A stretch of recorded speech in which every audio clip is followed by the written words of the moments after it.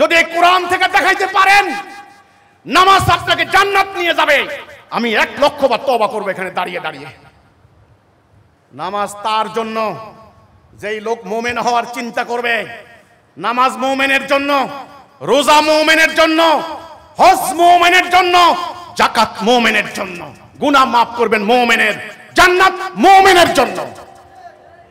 এই সত্য বলার জন্য আমি গুনাহগার, আল্লাহর পক্ষ থেকে দাঁড়িয়েছি। আমার কণ্ঠকে রুদ্ধ করতে পারবে না কেমন ইনশাআল্লাহ।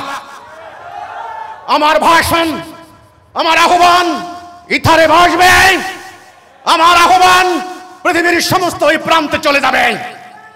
আমি আল্লাহর মনোনীত, আমি দাঁড়িয়েছি তাওহীদের পক্ষে, মানব জাতিকে ঐক্যবদ্ধ করার জন্য। কাজেই হে মানুষ, আজকে তোমরা ইবলীসের দাসত্ব করছো, আজকে তোমরা শয়তানের আনুগত্য করছো, তোমাদেরকে দাসত্ব পরিহার করতেই হবে। আর তোমাদেরকে সময় দেওয়া যাবে না, আর তোমাদেরকে সুযোগ দেওয়া যাবে না। আল্লাহর সিদ্ধান্ত হয়ে গিয়েছে। সিদ্ধান্ত না হলে আপনাদের মতো এরকম মানুষ, আপনাদের মতো মানুষ, আমার মতো সাধারণ মানুষের বক্তব্য শোনার জন্য আপনারা শত শত মাইল দূর থেকে কেন আসবেন? এটা কি আল্লাহর ফয়সালা নয় কি? আজ আপনাদের হৃদয় যেন খুলে যায়, আজকে আপনারা যেন বিপ্লবের মন্ত্রে উদ্দীপ্ত হন, আজকে যেন আপনারা রণাঙ্গনে যাওয়ার জন্য শপথ নেন। আমি সেই উদ্দেশ্যে এসেছি এই কথাটা বলার জন্য। কাজেই আমার কথা মনোযোগ দিয়ে শুনতে হবে।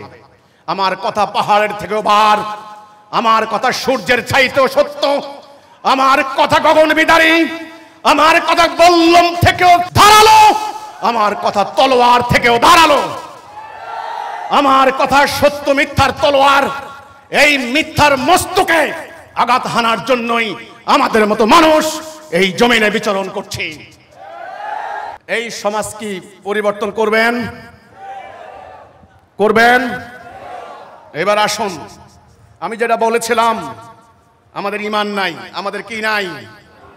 ঈমান নাই। এই কথা বুঝতে পারেননি অনেকে, আমি জানি। লা ইলাহা ইল্লাল্লাহ মানে কি? আল্লাহর বিধান ছাড়া কারো বিধান। বাস্তবে আমাদের দেশ, আমাদের সমাজ, আমাদের রাষ্ট্র, আমাদের এই দুনিয়া আল্লাহর বিধান দিয়ে চলে। আমি আমার দেশের কথা বলি। আমাদের কোর্ট কাছারিতে এই যে বিচার ফয়সালা হয়, বিচার হয়, এটা কি ব্রিটিশের আইন না আল্লাহর আইন? কেন? আল্লাহ কি আপনার ওই অপরাধের বিচার করার জন্য কি আল্লাহ আইন দেন নাই? সেটা বাদ দিয়ে আমরা ব্রিটিশের আইনে বিচার করছি। 1 2 সুদ আল্লাহ কি হারাম করেছেন না জায়েজ করেছেন? হারাম। সেই সুদ ভিত্তিক অর্থনীতি আমাদের অর্থনীতির বুনিয়াদ। সুদী মহাজনরা রাষ্ট্র চালায়, সুদী কারবারিরা আপনাকে ঋণ দেয়, সুদের উপর দাঁড়িয়ে আছে পুরো জাতি। অর্থনীতি কিসের? সুদের। তাহলে এটা আল্লাহর অর্থনীতি না মানুষের তৈরি অর্থনীতি?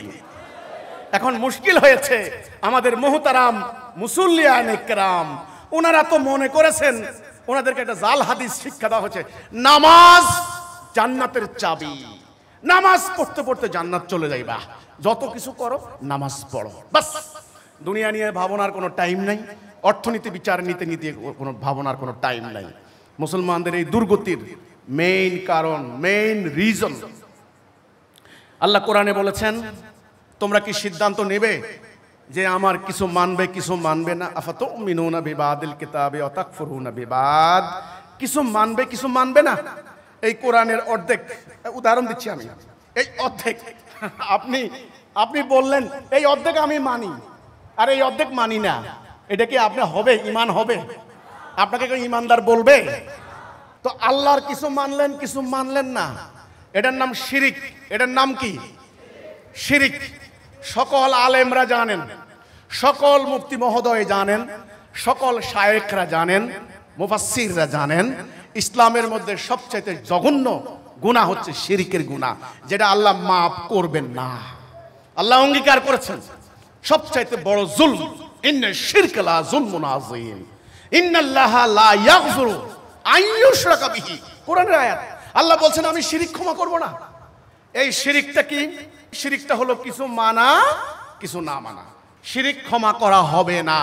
যারা শিরিক করে তারা হলো মুশরিক। তারা কি? মুশরিক। বাংলা বলে অংশীবাদী সাব্যস্ত করা, আংশিক মানা, আংশিক না মানা।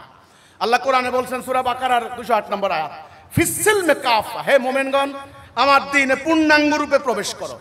অর্ধেক মানবা অর্ধেক মানবা না, এটা হবে না। আমরা মুসলমানরা কি করেছি? নামাজ পড়ি, কে বলছেন? রোজা রাখি, কে বলছেন? হজ করি, কে বলছেন?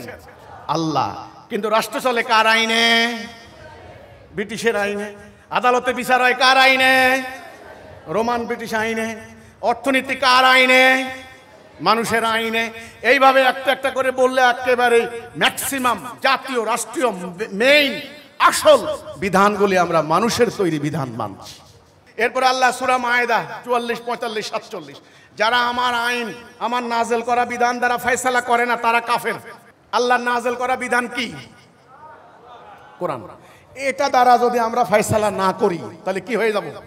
কাফের। আমার প্রত্যেকটা স্টেপ আল্লাহ কি বলেছেন? ফয়সালাটা কার বিধানে হবে? দেখেন, ফারুদ্দু ইলাল্লাহি ওয়া রাসূলিহি, আল্লাহ এবং তার রাসূলের উপরে তোমরা রুজু করে দাও তোমাদের দুইয়ের মধ্যে যদি কোনো সমস্যা হয়। হে মুমিনগণ তোমরা ঐক্যবদ্ধ থাকো। তোমাদের মধ্যে যদি কোনো সমস্যা দেখা দেয়, ফাসলিউ বাইনাকুম, ফয়সালা করে দাও, ফয়সালা করে দাও। আর বিতর্ক করবে না, দ্বন্দ্ব করবে না, আল্লাহ এবং তার রাসূলের দিকে রুজু করে দাও। ফারুদ্দু ইলাল্লাহি ওয়া রাসূলিহি, আল্লাহ এবং রাসূলের দিকে। আল্লাহর কথা হলো আমার দিকে আসো, আর ইবলিস আপনাকে টেনে নিয়ে গেছে ইবলিসের দিকে। শেখ হাসিনার পতনের পর বাংলাদেশে রাজনৈতিক দলের সংখ্যা বাড়ছে না কমছে? নতুন নতুন দল, নতুন নতুন পার্টি। এই সব দলের উদ্দেশ্যটা কি আপনারা জানেন না? মধুর চাক। কিসের চাক? মধুর চাক। মধু কোথায়? ক্ষমতার শীর্ষবিন্দুতে। ওটা ধরতে হবে। ওই মধু বন বন বন বন বন বন করছেন সমস্ত মৌচাক, সমস্ত মৌমাছিগুলা জনগণের রক্ত শোষণ করে নিয়ে হাজার হাজার কোটি কোটি টাকা বিদেশে পাচার করে দিচ্ছে। ইন্ডাস্ট্রি, কল কারখানা, চাঁদাবাজের অত্যাচারে অতিষ্ঠ হয়ে যাচ্ছে। ট্যাক্সের উপর ট্যাক্স, নতুন নতুন ভ্যাট, নতুন নতুন ট্যাক্স।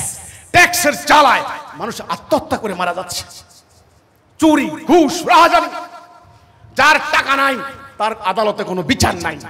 আজকের পত্রিকা এসেছে একজন ভদ্রলোক একটা মামলার রায় পেয়েছেন 41 বছর পর। ওনার বর্তমান বয়স 81 বছর। 41 বছর পর সে নিঃস্ব হয়ে গিয়েছে। এই হচ্ছে বিচার ব্যবস্থা।